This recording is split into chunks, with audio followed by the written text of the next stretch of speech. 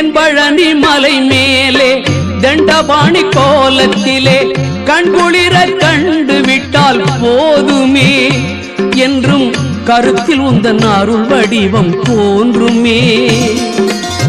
தென்பழனி மலை மேலே தண்டபாணி கோலத்திலே கண்குளிர கண்டு விட்டால் போதுமே என்றும் கருத்தில் உந்தன் அருள் வடிவம் தோன்றுமே.